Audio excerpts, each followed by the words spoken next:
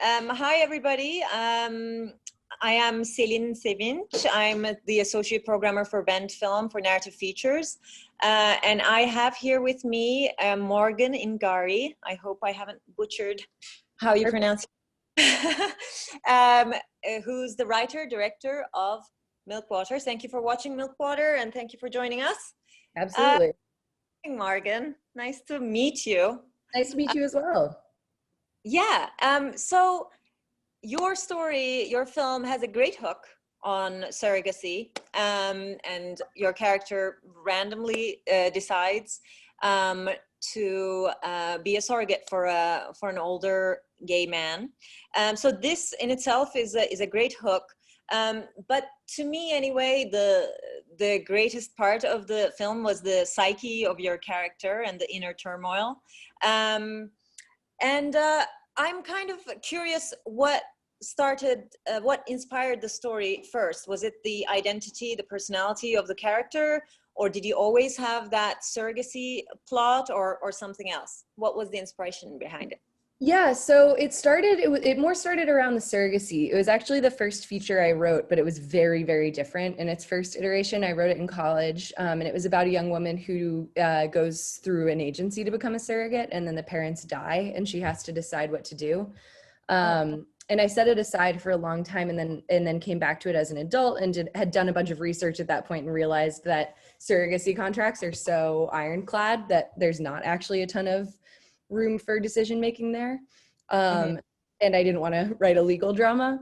And so at that point, I, as a queer person, having lived in a queer identity for longer, and being a bit older and starting more to think about the kind of family that I want one day, I had had a lot of conversations with that at that point with partners about how to make family in a queer relationship, because it's inherently always going to involve another person. And so I kind of started re-examining the surrogacy idea through that lens, and then kind of had to backtrack in terms of justifying, like, okay, how would these two characters end up meeting each other, not having a contract, but not really having an existing relationship? And then I had to kind of build the characters out of that, of two personality types that would end up in that situation together. But the story is pretty comedic too. Difficult to strike that balance between drama and comedy. Which came first? Man, I feel like they're definitely interwoven for me as a writer. I've always been a comedy writer, but I really love, like, I will often start with the fight scene of a movie and then work backwards from there. Like, that's often the thing I can see clearest in my head. And so I know, like, okay, well, now we got to work up to that so that it feels authentic. So that, I think, was very entangled, but definitely finding actors who could pull that off and directing them was a wonderful challenge. But I mean, like, truly, I think Molly was such a gift in her ability to switch back and forth between comedy and drama so deftly, because you really need an actor who can pull that off to sell it so that it doesn't come off as like ham-fisted or just untrue. Yeah, that's actually, I was also thinking about that when I was watching it. The film is so dependent on that central performance and that performer's kind of ability to put across all those mixture of emotions. Did you write the role for Molly, or did you match it with Molly later on? The latter. I actually, when I wrote Milo, I had in mind a little bit more a performance that was a little bit more like middle finger up, like I don't give a fuck kind of person. And then when we brought on Matt Glassner, our casting director, and I really started imagining people in the role of Milo, my friend Lauren is a writer and director in LA, and she had served as the script coordinator on Transparent. And she just has a great eye for casting. And she was like, hey, I just worked with this amazing actress named Molly Bernard. She's on Younger. She's like a kind of a perfect fit right now in terms of her star being on the rise, but also in indie might be really appealing. And so she encouraged me to go watch Molly's stuff. And then as soon as I did that, I totally reimagined Milo. And I was like, this is way more interesting to me. Oh. So I thought that Molly's particular like quirks and eccentricities and her sharpness and fast talkingness brought a lot more depth to Milo than I had even imagined. So did you Um, write with Molly in mind then? did I? Sorry. You do rewrites with Molly in mind then? Um, very few, but a couple. But Molly was I mean, most of our casts were offer only, and Molly was our first offer for Milo. So once I started imagining her in that role, I couldn't see anyone else in it. I did a little bit of reworking after the table read and just hearing how things came out of her mouth, but all of it pretty much worked in her take on the character.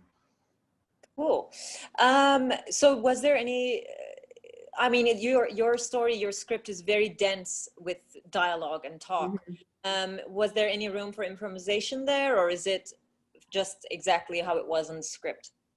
You know, there's very little that is improv in the movie, honestly. And Molly and Patrick are both skilled improvisers, but it's just so dialogue heavy, and there were so many camera movements that needed to be coordinated around specific dialogue beats and blocking that needed to be like there, you know, these 5-page scenes where like someone's opening a cabinet and getting a cup out and moving around a table, and we only had one camera. And so when that's the case, there's just not a ton of room for improvisation. But I was lucky enough to get 2 days of rehearsal that Molly was there for all of, and Patrick was there for a full day of.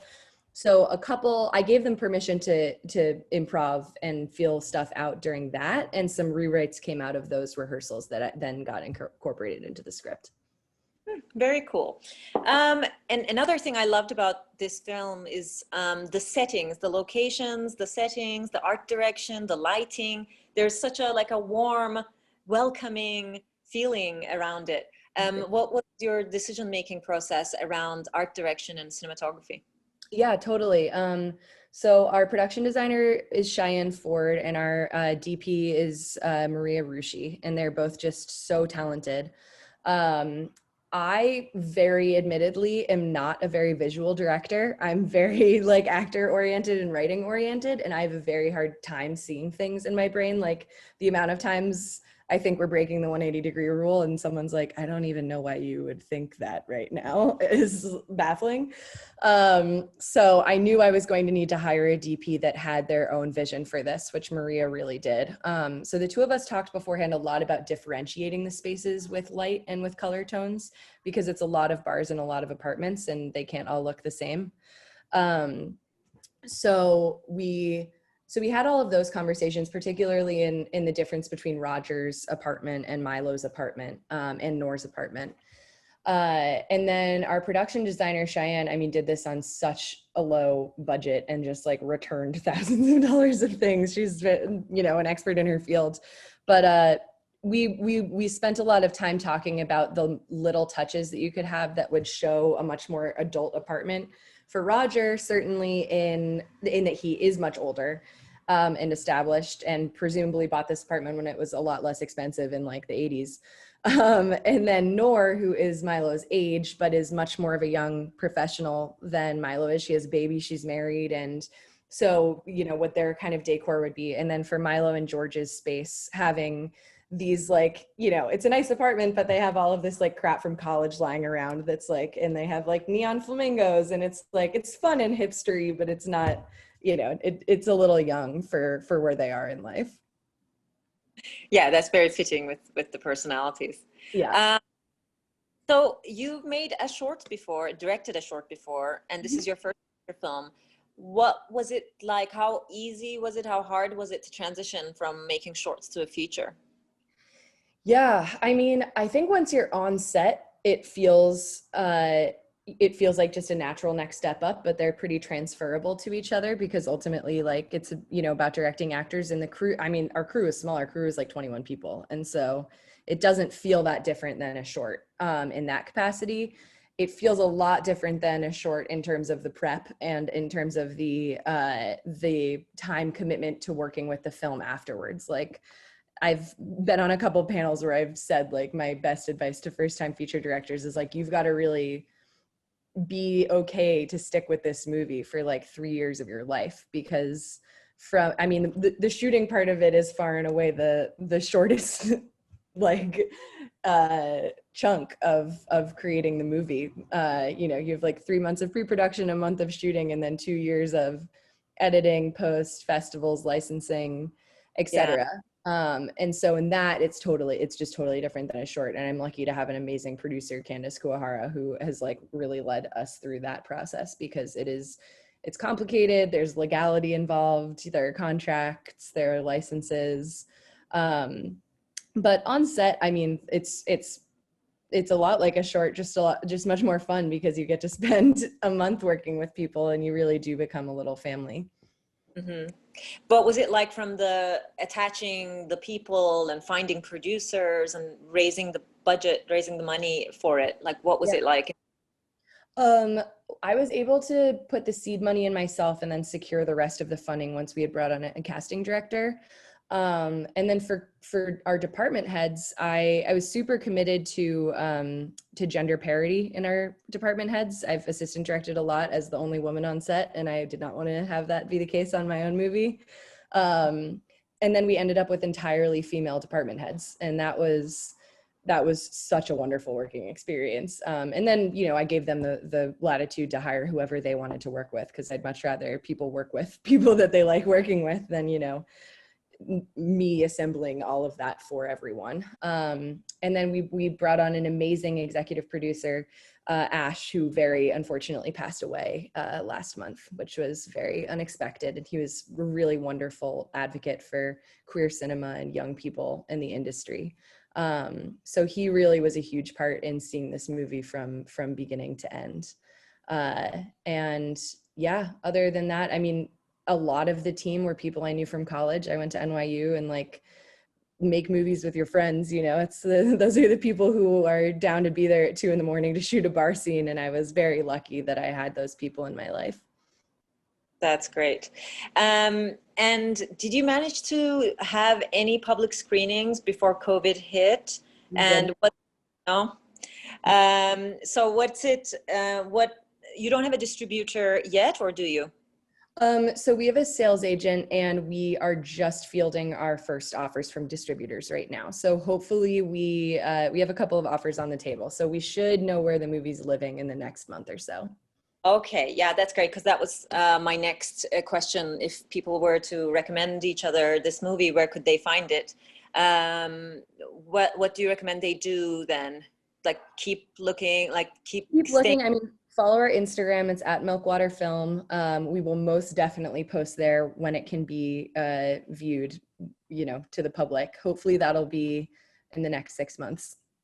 That's great. And what's next for you as a filmmaker? Are you going to continue directing features?